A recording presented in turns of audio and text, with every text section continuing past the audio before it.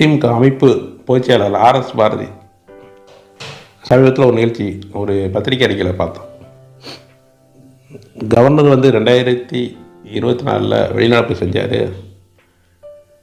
தேசிய கீதத்தை அவையில் தொடக்கத்தில் பாடலைங்கிறதுக்காக வெளிநடப்பு செஞ்சார்.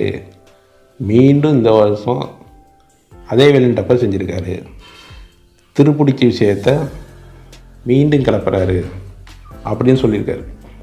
அதாவது தமிழக சட்டமன்றத்தில் தேசிய கீதத்தை பாட வைக்கிறது திருப்பிடிச்ச விஷயமா. தேசிய கீதம் எவ்வளவு முக்கியத்துவம் வாய்ந்தது. ஒரு எல்லையில் இருக்க ஒரு இராணுவ வீரர் தேசிய கீதம் பாடப்படும் பொழுது எதிர்த்தரப்பு சுட்டுக்கிட்டு இருந்தால் கூட அவன் சைலண்ட் ஆகிடும். அதுக்கு மரியாதை செலுத்துறது தான் அடுத்த வேலைக்கே போவான். அந்தளவுக்கு உயிரை விட மிக முக்கியமானதாக கருதக்கூடியது தேசிய கீதம்.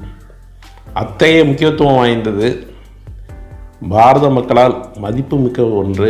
அதை அவங்க திருப்பிடிச்ச விஷயம் அப்படின்னு சொல்கிறாங்க. 1991 இந்த நடைமுறை தான் அமலில் இருக்குது. நாங்கள் எதுக்கு நடைமுறையை மாற்றணும் அப்படிங்கிறாங்க. பாரதம் சுதந்திரம் அடைஞ்சு 1950 91 வரலும் தேசிய கீதம் சட்டமன்றத்தில் பாடப்பட்டிருக்கு.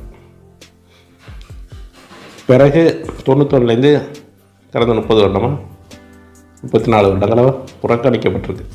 இதுக்கு முன்னாடி இருந்த கவர்னர்கள் இதை கேட்கவில்லை. அது கேட்காது அவங்களோட தப்பு. கேட்குற RN ரவி அவர்களோட தவறு கிடையாது.